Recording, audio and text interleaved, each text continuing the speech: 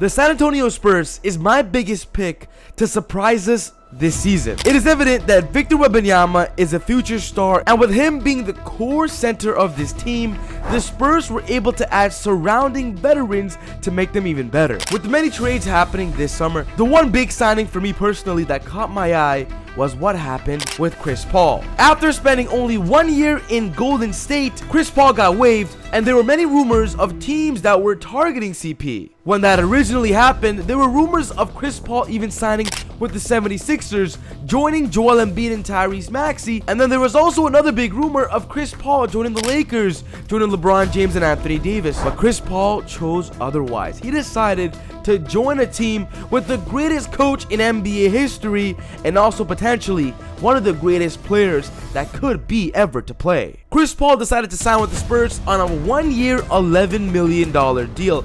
I believe this was a perfect move for Chris Paul and the Spurs. Chris Paul isn't getting any younger, and right now, with everybody talking about the longevity of LeBron James, no one is talking about the longevity of Chris Paul. Chris Paul himself wants to play as long as he can, and playing 1 year on a team that needs veteran leadership could re-spark Chris Paul's career and maybe get him to re-sign a new long-term deal next summer. We have seen Greg Popovich be so successful with guards in his squad of Tony Parker and Manu Ginobili, and adding a veteran point guard like Chris Paul to the team who doesn't have to put 30 points a game up, maybe 10 points a game and 10 assists, could really be beneficial to the young studs of Victor Wembanyama and even Devin Vassell. Not to mention, the Spurs also signed Stephon Castle with the 4th overall pick in this year's NBA draft. Chris Paul is perfect for that team. But there are other moves that the Spurs have done, and there are still moves that they can do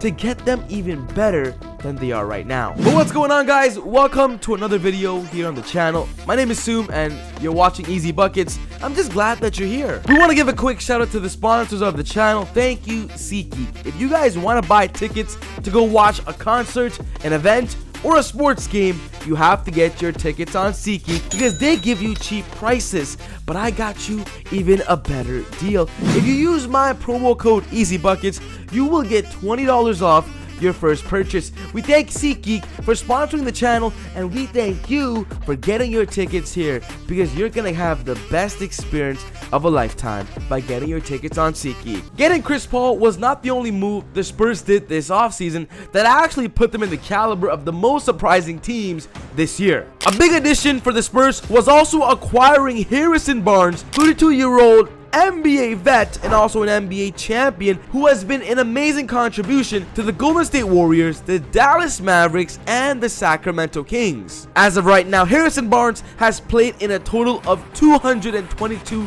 consecutive NBA games, which is currently the longest active streak in the NBA, second to Mikal Bridges. Over the past 12 years in the NBA, Harrison Barnes has played in a total of 911 games, started in 850 of them, averaging total of 14 points per game, 4.9 rebounds, 1.8 assists, playing over 31 minutes a game. And with Harrison Barnes having 5 playoff appearances under his belt, joining Greg Popovich and Chris Paul, playoff vets, is going to be perfect addition to a supporting role for Harrison. The Spurs now have Chris Paul and Harrison Barnes, and their starting lineup just seems perfect with Chris Paul at point guard, Devin Vassell shooting guard, Keldon Johnson small forward, Harrison Barnes power forward, and Victor Wembanyama at the center position. The Spurs are ready to roll this season. But another big surprise has been the Philadelphia 76ers. They might have been the best offseason team this summer by acquiring Paul George from the Los Angeles Clippers. The Philadelphia 76ers have created a new big three in the Eastern Conference that of course are going to challenge the New York Knicks and the Boston Celtics. How in the world did Daryl Morey flip Buddy Hield and Tobias Harris for Paul George? I am so pleased with this move for Philly, and I believe that I'm not the only one pleased. Joel Embiid is pleased. After getting a first-round upset against the Knicks this past playoff run, the 76ers had to pursue a championship run now, with Joel Embiid just in the perfect time of his prime. Tyrese Maxey was the most improved player last season and blossomed into a perfect second-hand player to Joel Embiid, but now with them getting an all-star superstar to accompany a dominant Joel Embiid, a rising Tyrese Maxey, Philly could easily be the first seed in the Eastern Conference. But Daryl Morey wasn't done with just Paul George. He also stole Caleb Martin from the Miami Heat on a super multi-year cheap deal that I can't believe they accomplished. They also signed Eric Gordon to a cheap deal as well, stealing him from the Phoenix Suns. And don't even forget getting Andre Drummond to return to the team as their backup center, stealing him from Chicago. The 76ers are ready to roll this year. And with everybody talking about the Boston Celtics, saying the Celtics are going to be undefeatable, I believe that the 76ers are their biggest threat in the Eastern Conference. The Oklahoma City Thunder as well has been a huge offseason win this summer, and I think they're going to be a huge surprise for us next year.